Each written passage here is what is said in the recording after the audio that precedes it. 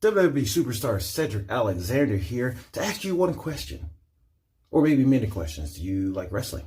Do you like podcasts?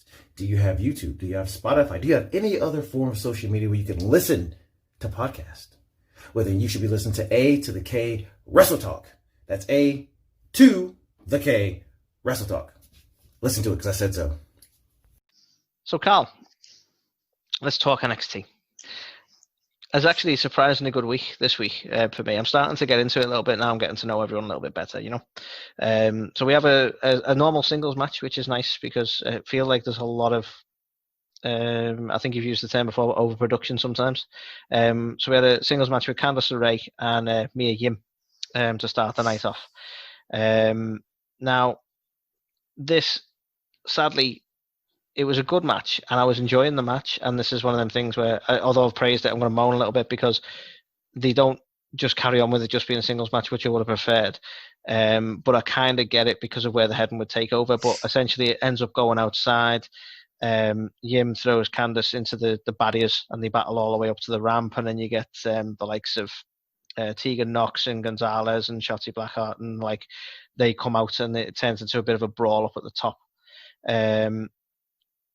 Now, Gargano then sort of comes out to try and aid LeRae, and then he's followed by Lee, and then the whole thing sort of kicks off, and it gets basically changed into a match, which will then become a mixed tag match. So we end up with Yim and Keith Lee versus LeRae and Gargano.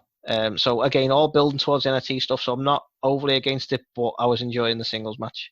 So a bit of a shame in some senses, but we move on then. So it then restarts as a this mixed tag match. So we now have Keith Lee, the Limitless One, and they newly coined this term for Mia Yim of the Yimitless One, which is okay. Sure. And again, it wasn't bad. It was again another one because they're building towards NXT, so we get a lot of screwy finishes. I did enjoy NXT. I'm not being unfair, but because of this takeover, it seems to be motivating it. So this ends up going a bit screwy as well, where we get to a point where Gargano gets his car keys out because Gargano weren't prepared to wrestle tonight, so he went in his gear. He was just in his normal stuff. Gets his car keys out and stabs Keith Lee in the eye because it's really something we've not seen. Having a wrestler get stabbed in the eye. Never seen this before. Or just eyes being targeted at all in wrestling. We don't see that. We haven't seen it on AEW. We haven't seen it on Raw. So it was nice to see something a bit different.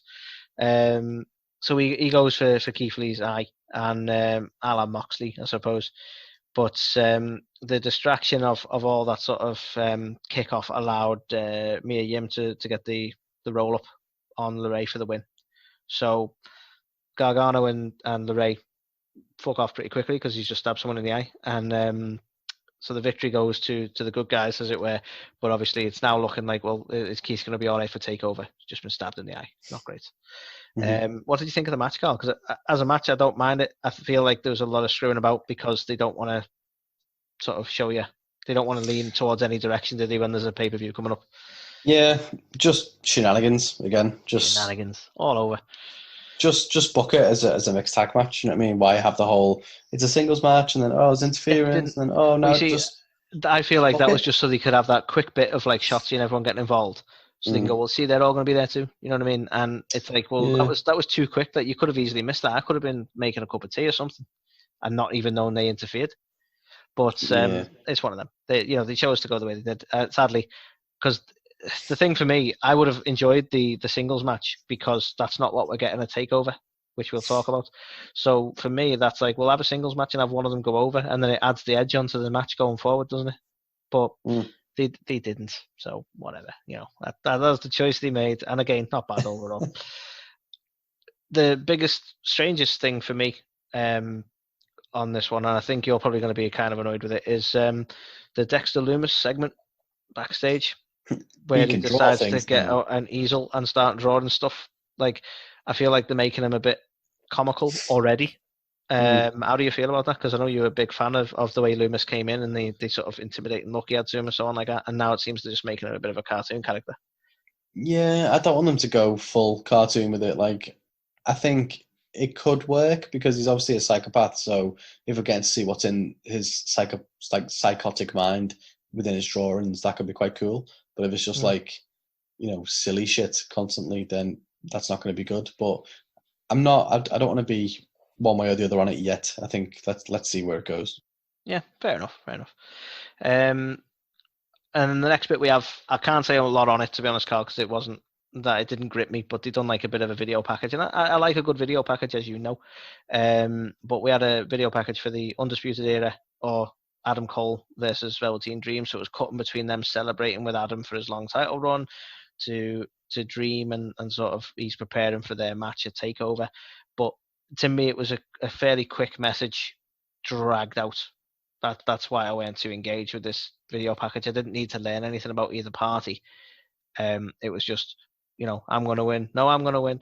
And we dragged that out into a long VT. What did you think of it? Because I know you're a sucker for a good video package as well. But like previous ones where we've had like Keith Lee or Damian Priest, I've learned about them from it, and I've learned more from it. I was going to say that. Have that for me.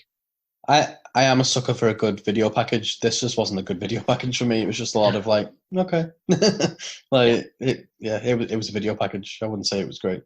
Yeah. I'm glad you're with me on that one. So the next one, we move over to a match between Tony Nese and Isaiah Scott.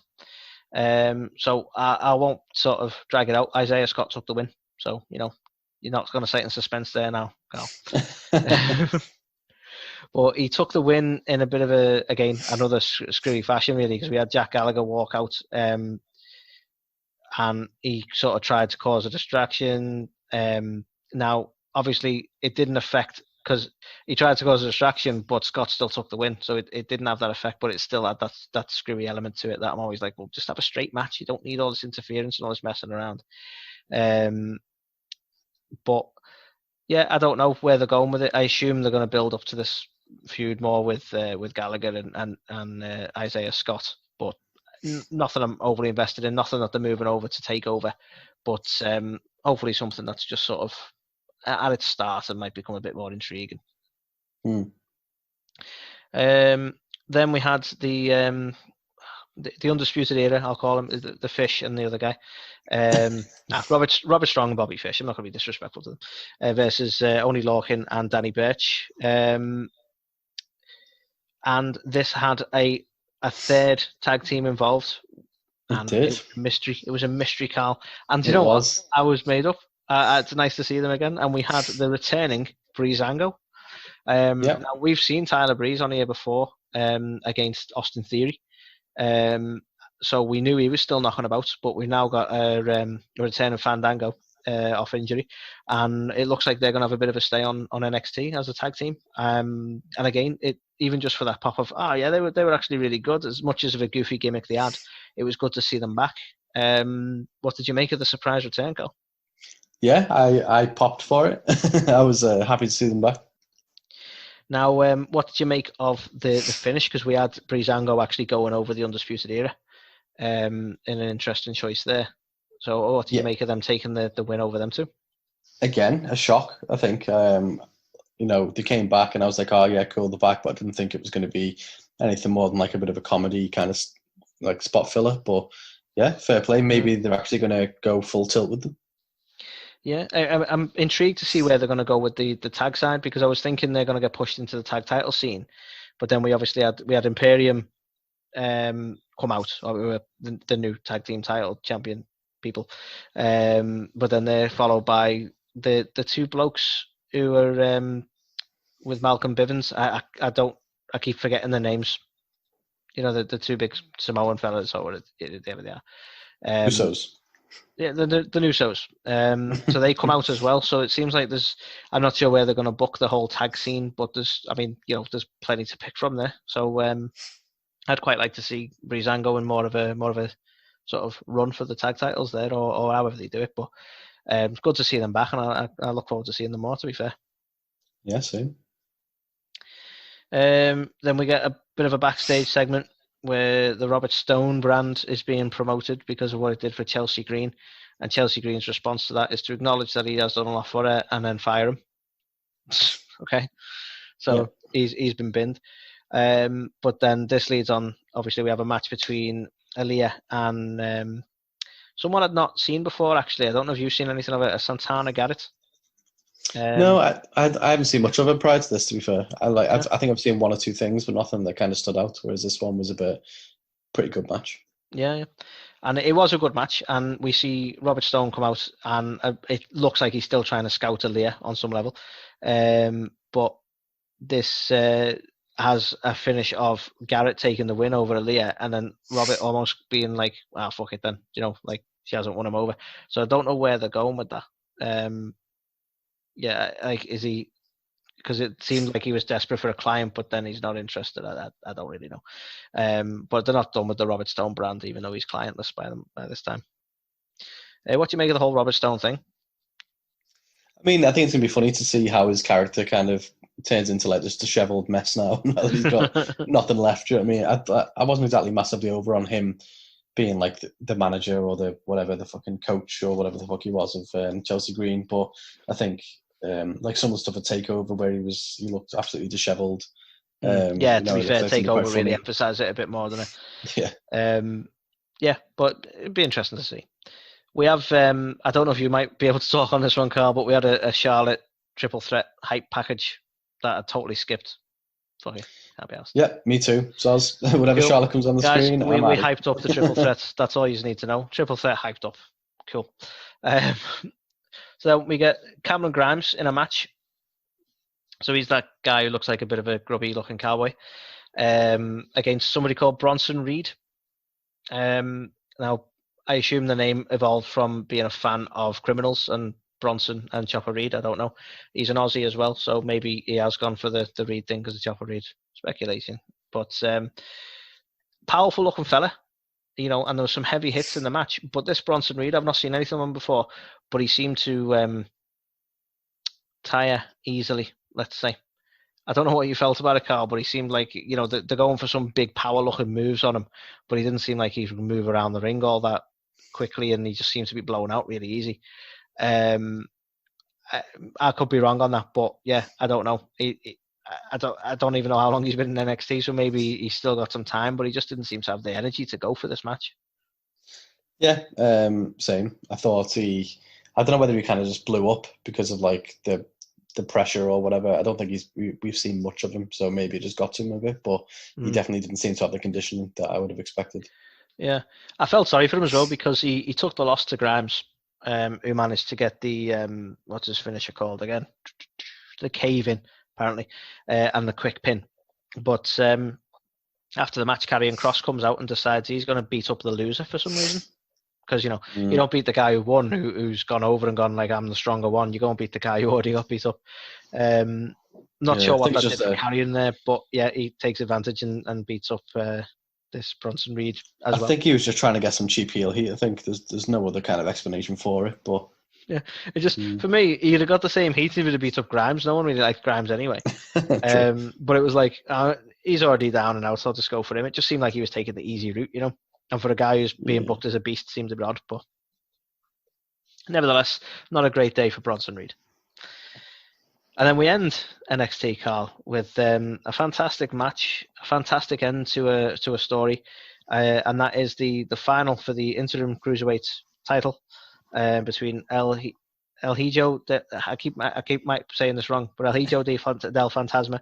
Gonna have to change that if he ever comes up to the main roster, aren't they? Because fucking imagine getting that over. I know, right? So he's going up against Drake Maverick, and it was an incredibly good match. It was a really good showing for Drake. I've not seen a lot of him in the ring. In all fairness, I've seen more of him on the managerial side of things when he was managing like the likes of AOP and the like. And obviously this whole story around the release. So I'd not seen a great display of him in the ring, but he really can go. And he went up against Phantasma, who is, he's an excellent luchador. And yeah, a really enjoyable match, and surprisingly, we got the win for Phantasma. I say surprisingly, it was kind of one of them where it could have gone either way. Genuinely, could have gone either way. But I, as you know, was thinking that the story was going to play out so that Drake would win the title, and that's how it would end for him. But they had this weird part of the match where two masked luchadors come out seemingly to go after Phantasma, but then Drake doesn't want to lose his opportunity and doesn't want any screwiness to it, so he dives out and takes them both out, which then put him essentially at a disadvantage. So yeah, it seemed a bit odd for me because it almost I don't get this, and we've had this a couple of times. We've had we've had Daniel Bryan take advantage of a distraction, which doesn't feel like a face thing to do. But this is essentially what happened. Phantasma managed to get the advantage from that distraction for Drake and got the win and the title. The great news being that as Drake is sort of emotional and distraught in the ring, understandably so, as he's going to leave, as he's walking up the ramp, Triple H comes out with an NXT clipboard with quite clearly a new contract in there, which Drake signs there and holds above his head, and that's how we close the show, which again, fantastic way to end it. And it's nice to see that he's still in the company even without winning the title. So the story didn't end quite how we thought it would, but we still get to see Drake Maverick on our screens and in NXT. How did you feel about the final? Yeah, I don't want to say I was surprised. I didn't think he was going to win the championship, and I don't think it was always a work from day one where everyone got released but Drake hadn't been, and it was all part. I don't think that was the case. I literally think he clawed his way back into a contract, and I think fair play to the guy. I don't think it was like a surprise to him there and then. I think he'd obviously been offered the contract and stuff beforehand, but he sold it well, that would have been a work in that sense, wouldn't it? But like you say, I don't think it's always been a work. Yeah. So I don't know. I liked it. Obviously, I'm a big fan of Spud, so I think. Well, of course you are. He's a fellow Evertonian. Well, there you go. So he's always good in my book. But yeah, I mean, I think that was a nice culmination to a story. They're not having any sort of cruiserweight match at Takeover, so this was the final for that story, and I think it played out beautifully. And it sort of subverts expectation as well, because traditionally how you'd have this goal would be for Drake to win the title and the dream comes true. So it was nice that they sort of had that little subverting your expectation by having the loss and having him devastated for that amount of time, that you think, well, this is going to take, and then obviously Triple H comes out and saves the day. But yeah, really, I thoroughly enjoyed. And to be honest, probably largely due to the part that this story played out the way it did, for me, NXT this week was a 3 out of 5. There was a fair bit of shenanigans, but overall it was a decent show. I thoroughly enjoyed it. I was toying between a 3 and a 2.5, and I ultimately went for a 2.5 because I think ultimately it was the go home show for Takeover, and I don't feel like it did enough to convince me that Takeover was a must see event. But that being said, it tied up a lot of loose ends. The Drake Maverick stuff was really good. There was some decent matches on display, but I just don't think it was it felt like a go home show. Yeah, and as an example, just to illustrate that, as much as they give it a 3, you'll notice that there was no mention of Finn or Damian Priest. Yeah, which is one of the matches for Takeover, so there was no hype for that. Yeah, seemed a bit. I don't know. It just didn't feel like it was the final one before the main event. No, I'll take your point on that.